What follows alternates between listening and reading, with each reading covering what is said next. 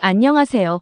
저는 LA 경찰청에서 20년 넘게 근무하고 있는 조셉 카터 경감입니다. 경찰로서 수많은 사건과 다양한 사람들을 만나왔지만 최근 LA 산불은 제 경력에서 가장 충격적이고 잊을 수 없는 사건 중 하나로 남아 있습니다. 오늘은 제가 직접 목격한 LA 산불 대피소와 그 주변에서 벌어진 사건들, 그리고 그 과정에서 드러난 인간의 본성과 민족 간의 차이에 대해 이야기하려 합니다. 2025년 1월, LA 지역은 역사상 가장 큰 산불 중 하나로 인해 초토화되었습니다. 산불은 예상을 뛰어넘는 속도로 퍼졌고, 불길은 도시 경계선을 넘으며 팰리세이즈와 인근 지역을 완전히 삼켜버렸습니다. 수만 명의 주민들이 집을 잃고 대피소로 몰려들었으며 상황은 하루가 다르게 악화되고 있었습니다. 제가 가장 먼저 도착한 현장은 정말 전쟁터 같았습니다. 시커먼 연기가 하늘을 완전히 뒤덮고 있었고 그 안에서 필사적으로 빠져나온 사람들은 하나같이 공포에 질린 얼굴이었습니다. 어떤 이들은 아직도 몸이 떨리고 있었고 아이들은 부모를 붙잡고 울음을 멈추지 못했습니다. 거리를 따라가며 눈에 들어온 건 불에 타버린 집과 자동차, 그리고 그 사이에서 간신히 살아남아 잿더미 위를 헤매는 사람들의 모습이었습니다. 팰리세이즈와 그 주변 지역은 말 그대로 초토화되어 있었습니다. 불길이 삼켜버린 면적은 약 30만 에이커, 그러니까 약 1200km제곱미터에 달한다고 했습니다. 그 크기가 얼마나 크냐고요? 한국 여의도의 약 35배 크기 정도라면 이해가 되실 겁니다. 길을 따라가면서 보이는 모든 것이 검게 그을려 있었습니다. 창문이 깨지고 뼈대만 남은 집들, 한때 사람들의 웃음소리가 들렸을 법한 마을들이 이제는 완전히 사라져버렸습니다. 대피소에 도착한 사람들은 몸만 간신히 빠져나온 경우가 대부분이었습니다. 한 할머니는 제가 말을 걸기도 전에 조용히 말했습니다. 그냥 너무 빨리 번졌어요. 아무것도 가져올 수 없었어요. 신발조차도요. 그녀의 발은 그을리고 벗겨져 있었고 딸이 담요를 덮어주는 모습을 보며 더 이상 말을 잇지 못했습니다. 소방대원 한 명과 잠깐 이야기를 나눌 기회가 있었는데 그는 저에게 이렇게 말했습니다. 카터 경감님, 이건 그냥 산불이 아니에요. 사람들의 집뿐만 아니라 삶 자체를 태워버린 겁니다. 그의 눈은 밤샘 진화 작업으로 피곤에 찌들어 있었지만 목소리만큼은 절박함이 느껴졌습니다.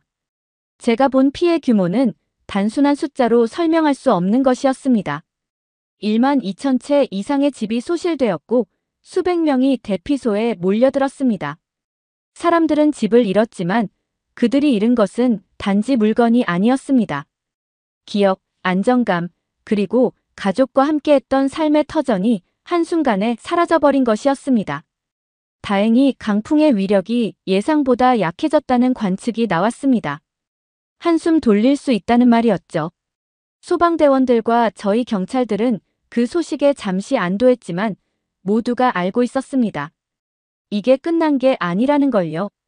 산불은 한 고비를 넘겼지만 진짜 문제는 그 이후에 시작됐습니다. 불길이 지나간 지역을 다시 둘러보니 잿더미가 된 집들 사이로 주민들이 조용히 서 있는 모습이 보였습니다. 그들은 한참 동안 그 자리에 서서 아무 말도 하지 않았습니다. 아마 무엇부터 시작해야 할지조차 알 수 없었을 겁니다. 저는 그중 한 가족에게 다가가 말을 걸었지만 돌아온 대답은 짧고 단순했습니다. 다 타버렸어요. 아무것도 남지 않았습니다. 그 말을 들으며 저는 이 사람들에게 다시 시작할 힘이 남아있을지 걱정이 앞섰습니다. 대피소에서 지내는 사람들의 상황도 쉽지 않았습니다. 기부센터에서 받은 옷을 입고 간이 침대 위에서 생활하는 그들은 여전히 충격에서 벗어나지 못한 듯 보였습니다. 한 아이가 제게 다가와 물었습니다. 우리 집은 언제 돌아갈 수 있어요? 저는 뭐라고 대답해야 할지 몰랐습니다. 그 아이의 집은 이미 완전히 사라진 상태였고 돌아갈 곳은 없었습니다. 대신 그저 금방 좋아질 거야, 괜찮아질 거야 라는 말밖에 할 수 없었습니다. 하지만 제 스스로도 그 말을 믿지 못하고 있었습니다. 심지어 이런 극한의 상황에서 더 끔찍한 일들이 벌어지기 시작했습니다. 불길이 진정되기도 전에 재난을 틈타 자신의 이익만을 챙기려는 사람들이 나타난 겁니다. 저는 대피소와 소방대원들이 분주하게 움직이는 와중에도 빈집 강도와 약탈 신고를 처리해야 했습니다. 불에 타서 형체만 남은 집들 사이를 돌아다니며 강도들이 남은 귀중품을 훔쳐가는 장면을 목격했을 때 분노와 허탈감이 동시에 밀려왔습니다. 가장 충격적이었던 건 어떤 이들이 소방대원의 복장을 하고 이런 행동을 이어간다는 사실이었습니다. 하루는 소방복을 입은 한 무리가 불길이 진화된 지역을 돌아다닌다는 신고를 받았습니다. 처음에는 저도 그들을 동료 소방관으로 생각했지만 가까이 다가가 그들의 행동을 지켜보면서 이상함을 느꼈습니다. 그들은 소방 장비를 이용해 잿더미 속에서 귀중품을 찾고 있었던 겁니다. 제가 다가가 신분을 확인하려 하자 그들은 갑자기 모든 것을 내려놓고 도망치기 시작했습니다. 뒤쫓아 몇 명을 붙잡을 수 있었지만 그들의 태도는 뻔뻔했습니다. 우리는 단지 버려진 걸 가져가려던 것 뿐이다라고 말하며 자신들의 행동을 정당화하려 했습니다. 하지만 이런 변명은 통하지 않았습니다.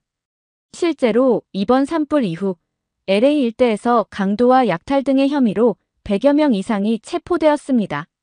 저희 경찰청에는 매일같이 빈집 강도와 약탈 관련 신고가 접수되고 있었고 그 숫자는 줄어들 기미가 보이지 않았습니다. 한 번은 신고를 받고 달려간 집에서 강도들이 남긴 흔적을 보며 한 주민이 절망적인 목소리로 말했습니다. 불길이 저희 집을 태워버린 것도 모자라 이제는 남은 자네마저도 이들에게 빼앗기고 있어요. 제발 이런 일을 막아주세요. 그녀의 눈물 어린 호소는 제게 이 사건의 심각성을 더욱 실감하게 했습니다. 이러한 약탈은 단지 물질적인 손실에 그치지 않았습니다. 이재민들은 산불로 집을 잃은 것도 모자라 자신들의 삶의 터전과 마지막 남은 희망조차도 빼앗기고 있다는 두려움에 떨고 있었습니다. 신고를 받고 현장을 조사하다 보면 범인들이 노린 물건들은 단순히 가치 있는 물품뿐만 아니라 가족의 추억이 담긴 소중한 유품일 때가 많았습니다. 게다가 이런 자신의 이익만을 위해 불법 행동을 저지르는 강도들 때문에 애꿎은 소방관들이 피해를 보는 일도 있었습니다. 최전선에서 산불과 싸우며 목숨을 걸고 있는 소방관들에게는 정말 가혹한 일이었습니다. 한 번은 현장에 있던 소방관 한 명이 저에게 이렇게 털어놨습니다. 경감님, 우리는 불을 끄기 위해 밤낮 없이 일하고 있는데 정작 피해를 입은 주민들은 우리를 믿지 못하고 있어요. 불을 끄러 들어간 우리가 집에서 물건을 훔쳤다고 신고하는 일도 있었습니다. 그의 목소리에는 깊은 피로와 억울함이 묻어 있었습니다. 실제로 대피소에 있던 한 주민이 저를 붙잡고 소방관들에 대해 의심을 제기한 적이 있었습니다. 소방관이라는 사람들이 우리 집에서 귀중품을 훔쳐간 것 같아요. 산불이 진화된 후에 집에 가봤는데 귀중품이 전부 사라졌어요. 저는 그녀의 말을 들으며 마음이 무거워졌습니다. 그 의심은 실제 강도들이 소방관 복장을 하고 저지른 범죄로부터 비롯된 것이었지만 주민들에게는 모든 소방관들이 같은 의심의 대상이 되고 있었습니다. 이러한 상황은 소방관들에게도 큰 심리적 부담을 안겼습니다. 이미 극도의 육체적 피로를 견디며 불길과 싸우고 있는 그들에게 주민들의 신뢰마저 잃어버린다는 것은 참기 힘든 일이었습니다. 한 소방관은 우리는 매일 죽을 힘을 다해 싸우는데 그 결과가 오히려 의심으로 돌아오면 정말 버티기 어렵습니다. 라며 고개를 숙였습니다. 제가 직접 본 한 장면은 더욱 충격적이었습니다. 산불이 거의 진압된 지역에서 한 주민이 소방관에게 고함을 치며 따지는 모습을 목격했을 때입니다. 그 소방관은 아무 말 없이 주민의 분노를 감내하고 있었습니다. 제가 다가가 주민에게 상황을 설명하며 오해를 풀어보려 했지만 이미 마음 깊이 박힌 불씨는 쉽게 지워지지 않았습니다.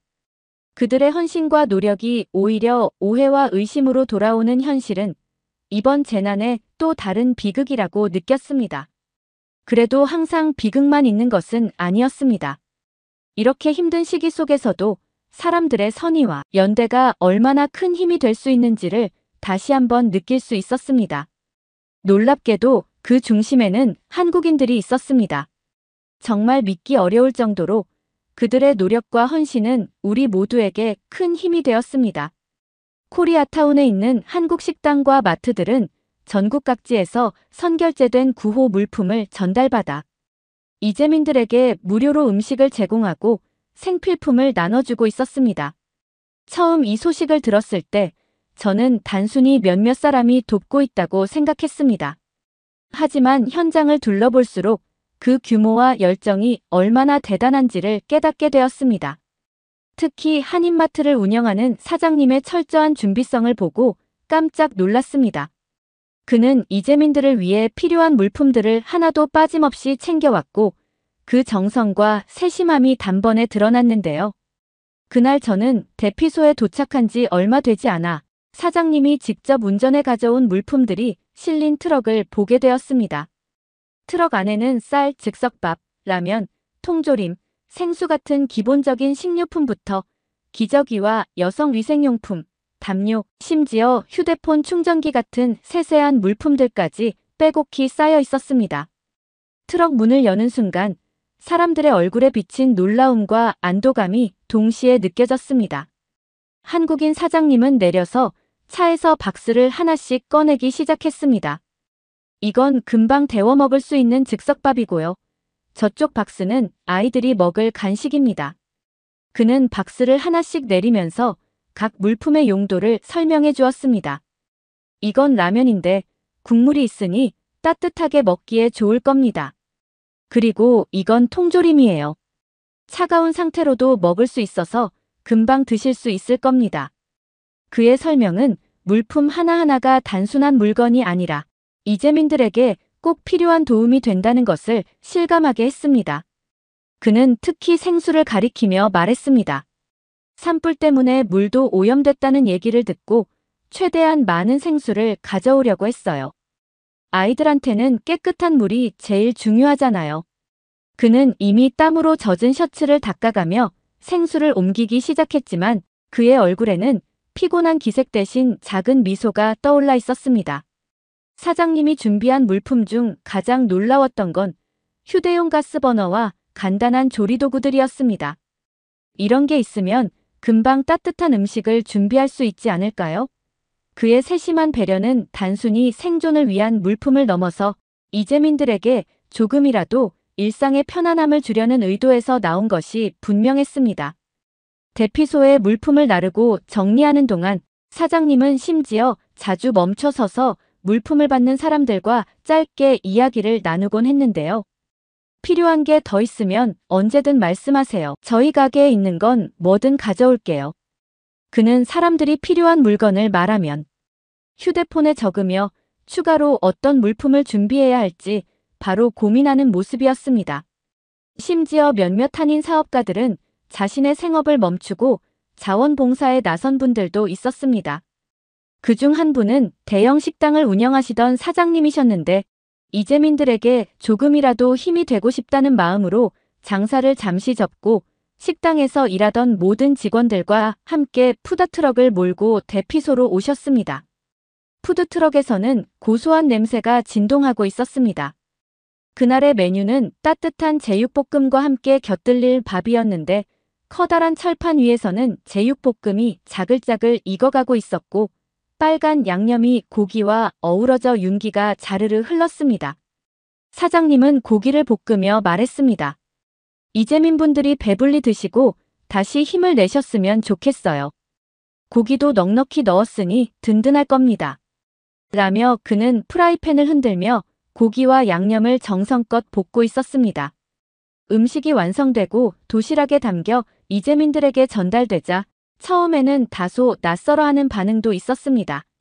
한 이재민은 조심스럽게 포크로 한 점을 집어 입에 넣었습니다. 그리고 몇 초 뒤 놀란 표정으로 주변 사람들에게 말했습니다. 맛있어요. 매콤하면서도 달콤한 이 소스가 고기랑 정말 잘 어울리네요. 그 말을 들은 다른 이재민들도 도시락을 받아들고 한 점씩 맛을 보며 고개를 끄덕였습니다. 특히 제육볶음의 매콤달콤한 양념은 처음에는 생소했지만 한두 입 먹은 뒤에는 더 이상 망설이지 않고 계속 리필을 요청하는 사람들이 늘어났습니다. 대피소의 사람들은 모든 것을 잃은 듯 힘없이 보였지만 제육볶음을 먹으며 작은 미소를 짓기 시작했습니다. 이 음식 덕분에 잠깐이라도 좋은 기분을 느낄 수 있었어요. 라며 감사의 말을 전했습니다. 음식을 먹는 이재민들의 표정이 조금씩 밝아지는 것을 보며 삶의 터전을 잃고 절망에 빠졌던 이들이 다시 희망을 품는 듯한 순간이었습니다. 또 다른 날에는 간편하지만 영양가 높은 김밥을 직접 말아서 제공하기도 했는데요. 한국인 사장님은 대피소에 있는 분들이 손쉽게 드실 수 있는 음식을 고민했다고 하시면서 김밥은 한 손으로도 먹기 좋고 안에 채소와 단백질을 넣어 균형 잡힌 식사를 할 수 있다고 말했습니다. 그는 이재민들의 건강까지 고려하며 단무지, 오이, 당근, 달걀, 그리고 햄을 정성스럽게 채 썰어 준비하고 있었습니다. 식당 한편에는 김밥을 싸는 자원봉사자들이 줄지어 앉아 빠르게 김밥을 말고 있었고 그 광경은 마치 긴급한 현장 조율이 이루어지는 것 같았습니다. 사람들은 처음에는 김밥이 낯설어 보였는지 조심스럽게 손을 내밀었습니다. 하지만 한두 입 먹은 뒤에는 그 반응이 완전히 달라졌습니다. 이게 김밥이라는 거군요. 채소와 밥이 같이 들어있어서 정말 맛있네요. 라며 감탄하는 목소리가 곳곳에서 들렸습니다. 한 어머니는 아이에게 김밥 한 줄을 건네며 이건 내가 손으로 들고 먹어도 돼. 정말 먹기 간편하네 라고 말하며 환하게 웃기도 했습니다. 특히 아이들 사이에서 김밥은 금세 인기 메뉴가 되었습니다. 엄마, 이거 안에 노란 게 뭐야? 맛있어. 라며 단무지의 새로운 맛을 발견한 아이가 환하게 웃었고 김밥을 더 가져다 달라는 요청이 이어지면서 한국인 사장님의 푸드트럭은 대피소에서 가장 인기 있는 공간 중 하나가 되었습니다. 한국인 사장님은 쉴 틈 없이 다음날 나눠줄 김밥 재료를 준비하며 이런 반응이 올 줄 몰랐다며 이재민 분들이 맛있게 드시는 걸 보니 정말 뿌듯하다고 말씀하셨는데 저는 오히려 그의 목소리에서 진심을 느낄 수 있었어요. 그러나 이러한 아름다운 장면 뒤에서 전혀 다른 모습도 벌어지고 있었습니다. 재난 상황을 악용하며 자신의 이익만을 추구하는 이들의 행동은 사람들을 경악하게 만들었습니다. 하루는 대피소 인근에서 신고를 받고 현장으로 출동한 적이 있었습니다. 신고 내용은 믿기 어려웠습니다. 한 동양인 무리가 이재민인 척하며 푸드트럭에 몰려들어 음식을 싹쓸이해 갔다는 것이었습니다. 제가 현장에 도착했을 때 푸드트럭에서 음식을 나눠주던 자원봉사자는 얼굴이 잔뜩 굳어 있었습니다. 경감님, 분명히 이재민이라고 해서 음식을 드렸는데 그분들이 대피소로 돌아가는 게 아니라 어딘가로 사라지더라고요. 이상해서 따라가 보니 음식을 가득 싣고 트럭에 실어 떠나는 걸 봤습니다. 그녀는 떨리는 목소리로 그렇게 말하며 트럭이 사라진 방향을 가리켰습니다. 저는 즉시 주변 경찰들과 함께 조사를 시작했습니다. 목격자들의 진술에 따르면 이 무리는 자신들이 집을 잃었다며 간절한 척 연기를 했고 자원봉사자들은 그들에게 음식을 최대한 많이 나눠주려 했다고 했습니다. 하지만 그들이 음식을 받은 뒤 대피소로 가지 않고 근처에 주차된 트럭으로 음식을 옮기고 있었다는 것이었습니다. 이런 사건은 단지 음식 문제에 그치지 않았습니다. 며칠 전에도 이와 비슷한 일이 있었습니다.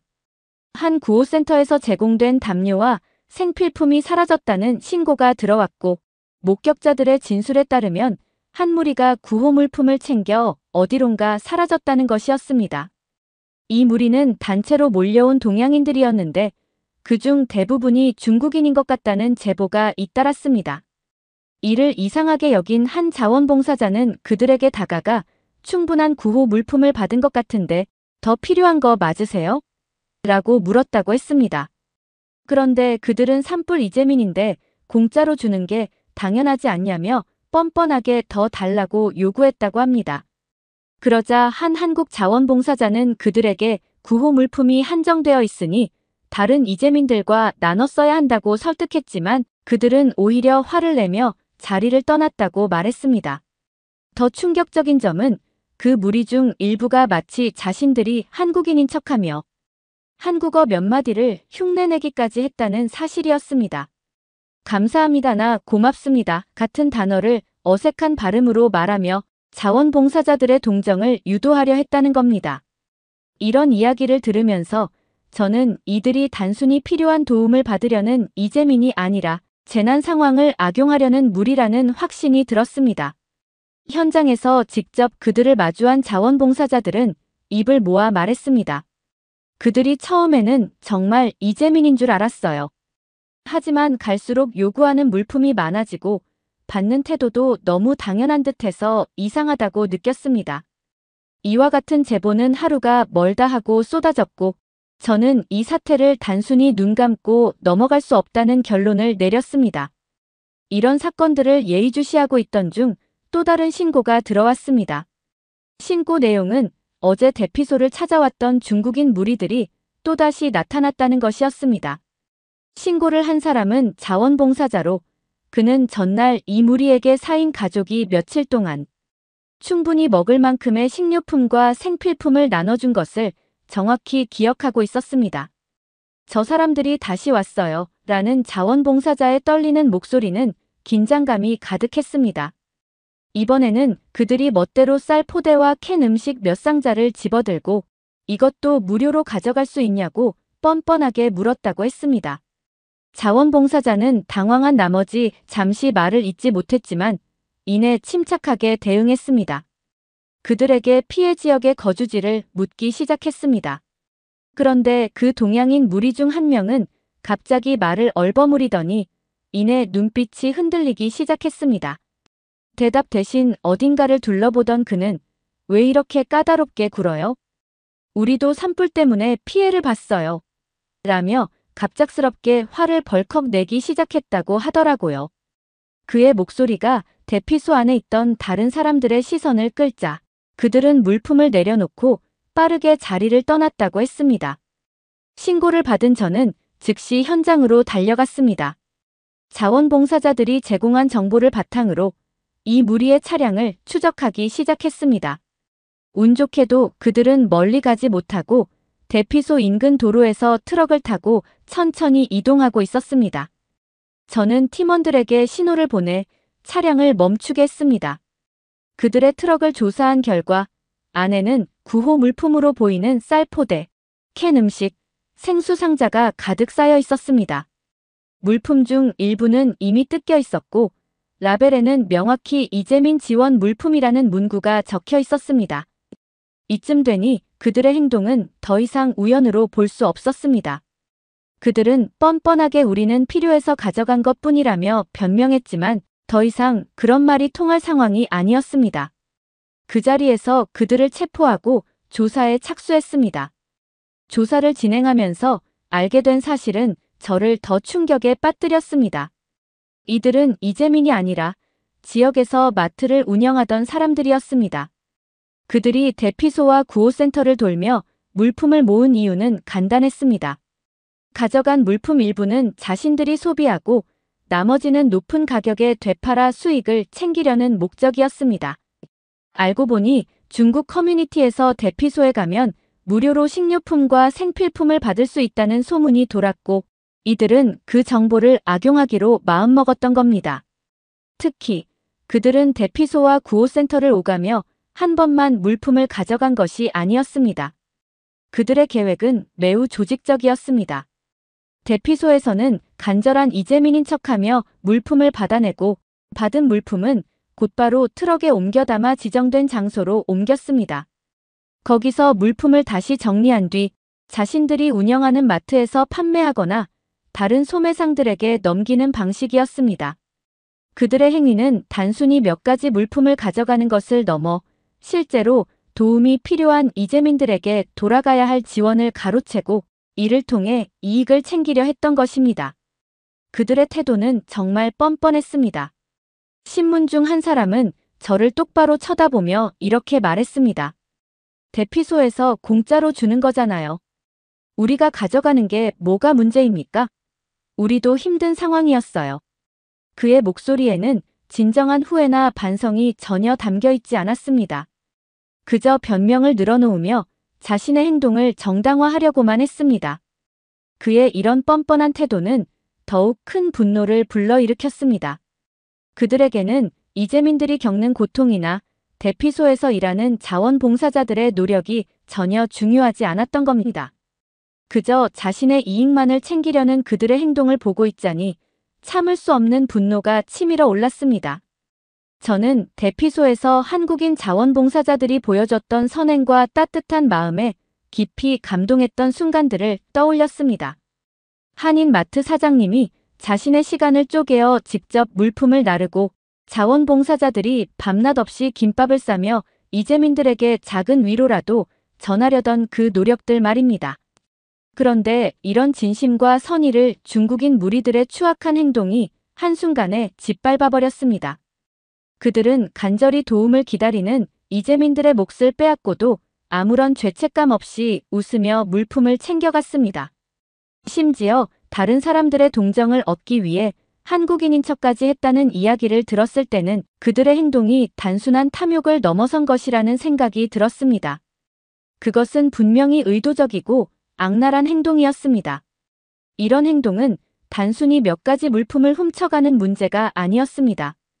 그것은 대피소라는 공간이 가진 의미, 사람들을 돕기 위해 마련된 구호 활동의 근본적인 가치를 무너뜨리는 일이었습니다.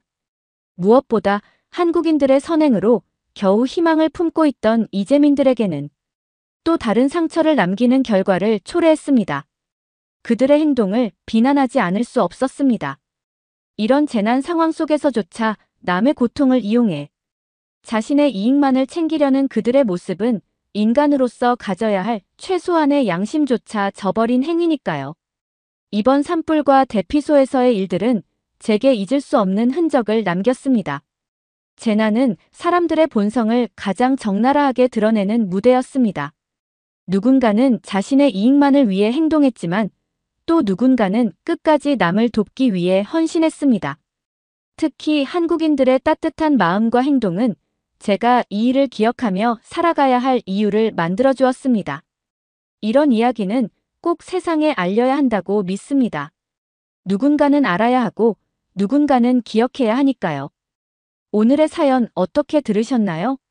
역대 최악의 피해를 안긴 LA 산불 현장에서도 한국인들의 헌신과 이타심은 절망 속에서도 꺼지지 않는 희망의 등불처럼 많은 사람들의 마음을 밝혀주고 있는 것 같습니다.